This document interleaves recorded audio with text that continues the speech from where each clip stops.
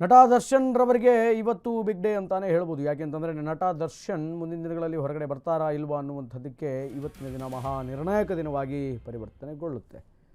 ದರ್ಶನ್ಗೆ ಇವತ್ತು big day, ಹೆಚ್ಚಾಯಿತು ಟೆನ್ಷನ್. ಇವತ್ತು ಪ್ರದೋಷ್ ಮಾಫಿ ಸಾಕ್ಷಿ ಆದೇಶ ಪ್ರಕಟ ಆಗುತ್ತೆ.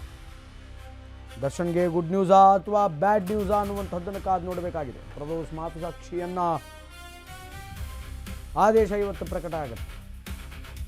ರೇಣುಕಾಸ್ವಾಮಿ ಕೊಲೆ ಕೇಸ್ಗೆ ಇವತ್ತು ಬಿಗ್ ಟ್ವಿಸ್ಟ್ ಸಿಗುವಂತಹ ಸಾಧ್ಯತೆ ಇದೆ. ಒಂದಾನೊಂದು ಕಾಲದಲ್ಲಿ ದರ್ಶನ್ಗೆ ಮಿತ್ರ, ಇವತ್ತು ಪ್ರದೋಷ್ ದರ್ಶನ್ಗೆ ಶತ್ರು. ಪ್ರದೋಷ್ ಅರ್ಜಿ ಸ್ವೀಕಾರಗೊಂಡರೆ ಹೆಚ್ಚುಗೆ ಸಿಕ್ಕಾಪಟ್ಟೆ ಸಂಕಷ್ಟ ಆಗುವಂತಹ ಸಾಧ್ಯತೆಗಳಿವೆ. ಇವತ್ತು 59ನೇ ಸೆಷನ್ಸ್ ಕೋರ್ಟಿನಿಂದ ಆದೇಶ ಪ್ರಕಟ ಆಗುತ್ತೆ. ಪ್ರದೋಷ್ ಮಾಫಿ ಸಾಕ್ಷಿ ಅರ್ಜಿ ಆದೇಶಕ್ಕೆ ಇನ್ನೇನು ಕೆಲ ಕ್ಷಣಗಳು ಬಾಕಿ ಉಳಿದಿದೆ.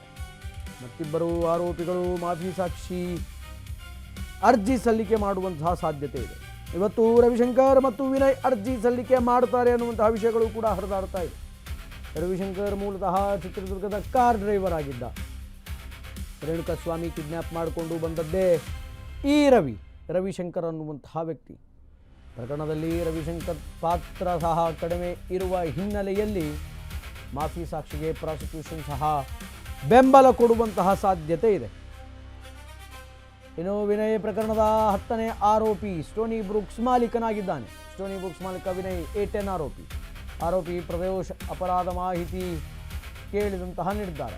ತನಿಖಾಧಿಕಾರಿಗಳಿಂದ ವರದಿ ಪಡೆದು ಮುಂದಿನ ನಿರ್ಧಾರವನ್ನು ಕೈಗೊಳ್ತಾರೆ.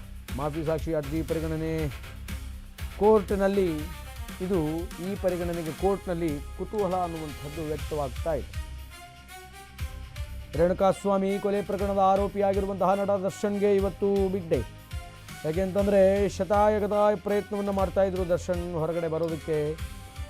ಆದರೆ ದರ್ಶನ್ ಹೊರಗಡೆ ಬರೋದಕ್ಕೆ ಈಗ ಮತ್ತೊಂದು ತಡೆಗೋಡೆ ಅನ್ನುವಂಥದ್ದು ನಿರ್ಮಾಣ ಆಗಿದೆ. ಅದು ಏನು ಅಂತಂದರೆ, ಇದೇ ಕೇಸಿನಲ್ಲಿ ಮತ್ತೋರ್ವ ಅಪರಾಧಿಯಾಗಿರುವಂತಹ ಆರೋಪಿ ಪ್ರದೋಷನ ಮಾಫಿ ಸಾಕ್ಷಿ ಅರ್ಜಿಯನ್ನು ಕೊಟ್ಟಿದ್ದಾನೆ. ಆ ಅರ್ಜಿ ಇವತ್ತು ವಿಚಾರಣೆಗೆ ಒಳಪಡುತ್ತೆ. ಮಾಫಿ ಸಾಕ್ಷಿ ಅರ್ಜಿ ವಿಚಾರಣೆಗೊಂಡ ನಂತರ ಇದಕ್ಕೆ ಸಂಬಂಧಪಟ್ಟಂತೆ 59ನೇ ಸೆಷನ್ ಕೋರ್ಟ್ನಲ್ಲಿ ಆದೇಶ ಪ್ರಕಟ ಆಗುತ್ತೆ. ಇದಕ್ಕೆ ಈ ಒಂದು ಪ್ರಕರಣದ ಹೆಚ್ಚಿನ ಮಾಹಿತಿಯನ್ನು ಕೊಡೋದಕ್ಕೆ ನಮ್ಮ ಪ್ರತಿನಿಧಿ ಅರುಣ್ ದೂರವಾಣಿ ಸಂಪರ್ಕದಲ್ಲಿದ್ದಾರೆ. ಅರುಣ್, ಇವತ್ತಿನ ದಿನ ಹೇಗಿರಲಿದೆ? ದರ್ಶನ್ ರವರಿಗೆ ಇವತ್ತು ಗುಡ್ ನ್ಯೂಸ್ ಆಗುತ್ತಾ ಅಥವಾ ಬ್ಯಾಡ್ ನ್ಯೂಸ್ ಆಗುತ್ತಾ? ಒಂದು. ಎರಡನೇದು, ಬೇರೆ ಆರೋಪಿಗಳಾಗಿರುವಂತಹ ರವಿಶಂಕರ್ ಮತ್ತು ವಿನಯ್, ಸ್ಟೋನಿ ಬುಕ್ಸ್ನ ಮಾಲೀಕ, ಇವರು ಕೂಡ ಮಾಫಿ ಸಾಕ್ಷಿಯಾಗಿ ಕನ್ವರ್ಟ್ ಆಗ್ತಾರೆ ಅನ್ನುವಂಥ ವಿಚಾರಗಳು ಕೇಳಿ ಬರ್ತಾ ಇದೆ. ಸತ್ಯನಾ ಇದು?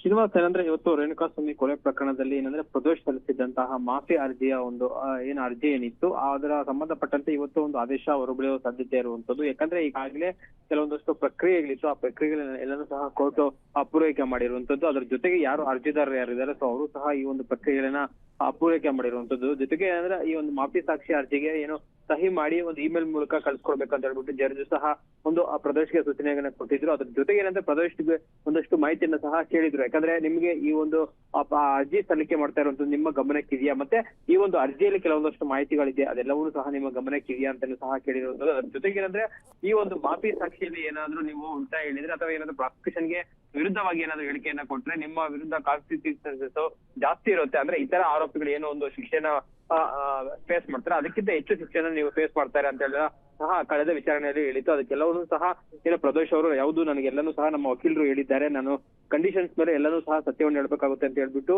ಅವರು ಸಹ ಹೇಳಿದ್ರು. ಸೊ ಆ ಸಂಬಂಧ ಇವತ್ತು ಈಗಾಗಲೇ ಏನು ಕೋರ್ಟ್ ನಿಂದ ಒಂದಷ್ಟು ಮಾಹಿತಿಗಳನ್ನ ಸಹ ಪಡ್ಕೊಂಡಿರುವಂತದ್ದು. ಅದ್ರ ಜೊತೆಗೆ ಏನಂದ್ರೆ ಪ್ರದೋಷ್ ವಿರುದ್ಧ ಯಾವ್ದಾದ್ರು ಬೇರೆ ಕ್ರಿಮಿನಲ್ ಕೇಸ್ಗಳು ಇದೆಯಾ ಅನ್ನೋದ್ರ ಬಗ್ಗೆನೂ ಸಹ ಇವತ್ತು ಕೋರ್ಟ್ಗೆ ಒಂದು ಮಾಹಿತಿಯನ್ನ ಕೊಡುವಂತೆ ಸಹ ಕೋರ್ಟ್ಗೆ ಕೇಳಿತ್ತು ಪೊಲೀಸರು. ಸೊ ಹಾಗಾಗಿ ಪೊಲೀಸರು ಸಹ ಒಂದಷ್ಟು ಮಾಹಿತಿಗಳನ್ನ ಕೊಡ್ತಾರೆ. ಅದ್ರ ಜೊತೆಗೆ ಏನಂದ್ರೆ ಏನು ವಿನಯ್ ಹಾಗೂ ಮತ್ತೆ ರವಿಶಂಕರ್ ಏನಿದ್ದಾರೆ ಅವರು ಸಹ ಒಂದು ಮಾಫಿ ಸಾಕ್ಷಿಗೆ ಅರ್ಜಿಗಳನ್ನ ಹಾಕ್ತೀವಿ ಅಂತ ಹೇಳ್ಬಿಟ್ಟು ಸಹ ಕಳೆದ ಒಂದು ವಾರದಿಂದನೂ ಹೇಳ್ತಾ ಇದ್ರು. ಅದನ್ನ ಏನು ಮೊನ್ನೆನೂ ಸಹ ಜಡ್ಜ್ ಕೇಳಿದ್ರು, ಏನು ನಿಮ್ಮ ಅವರ ವಕೀಲರಿಗೆ ನೀವು ನಿಮ್ಮ ವಕೀಲರು ಏನಾದ್ರು ಆಗ್ತಾರೆ ಅಂತ. ಸೊ ಹಾಗಾಗಿ ಅದನ್ನ ಅವರು ಅರ್ಜಿಯನ್ನ ಸಲ್ಲಿಕೆ ಮಾಡಕ್ಕೆ ಒಂದಷ್ಟು ಟೈಮ್ ಸಹ ಕೇಳಿದ್ರು. ಆದ್ರೆ ಇವತ್ತು ಏನು ಆರೋಪಿಗಳಾದಂತಹ ವಿನಯ್ ಮತ್ತೆ ಏನು ರವಿಶಂಕರ್ ಯಾರಿದ್ದಾರೆ ಸೊ ಅವರ ಪರ ವಕೀಲರು ಸಹ ಇವತ್ತು ಕೋರ್ಟ್ಗೆ ಒಂದು ಅರ್ಜಿಯನ್ನ ಸಲ್ಲಿಕೆ ಸಾಧ್ಯತೆ ಇರುವಂತದ್ದು.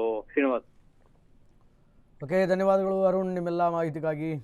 ರೈಟ್ ನಾವು ಪ್ರಕರಣದಲ್ಲಿ ಬೇರೆ ಸಾಕ್ಷಿಗಳು ಕೂಡ ಈಗ ಸಾಕ್ಷಿ ಮಾಫಿಗೆ ಅರ್ಜಿಯನ್ನು ಹಾಕ್ಕೊಳ್ತಾರೆ ಅನ್ನುವಂಥ ವಿಚಾರಗಳು ಕೇಳಿಬರ್ತಾ ಇದೆ. ಮಾಫಿ ಸಾಕ್ಷಿಯಾಗಿ ಕನ್ವರ್ಟ್ ಆಗ್ತಾರೆ ಅನ್ನುವಂಥ ವಿಚಾರಗಳು ಕೇಳಿಬರ್ತಾ ಇದೆ. ಒಬ್ಬ ರವಿಶಂಕರ್, ಚಿತ್ರದುರ್ಗದ ಮೂಲದ ಆರೋಪಿ, ರೇಣುಕಾಸ್ವಾಮಿಯನ್ನು ಕಿಡ್ನಾಪ್ ಮಾಡ್ಕೊಂಡು ಬಂದಿದ್ದೆ ಈತ. ಇನ್ನೊಂದು ಸ್ಟೋನಿ ಬುಕ್ಸ್ನ ಓನರ್, A10 ಆರೋಪಿಯಾಗಿರುವಂತಹ ವಿನಯ್, ಇವರಿಬ್ಬರು ಕೂಡ ಮಾಫಿ ಸಾಕ್ಷಿ ಅರ್ಜಿಯನ್ನು ಹಾಕ್ತಾರೆ ಅನ್ನುವಂಥದ್ದು ಕೂಡ ಈಗ ಸದ್ಯದ ಮಟ್ಟಿಗೆ ಇರುವಂತಹ ವಿಚಾರ. ಆ್ಯಂಡ್ ಮುಂದೆ ಏನಾಗುತ್ತೆ ಅನ್ನುವಂಥದ್ದನ್ನು ಕಾದು ನೋಡಬೇಕಾಗಿದೆ.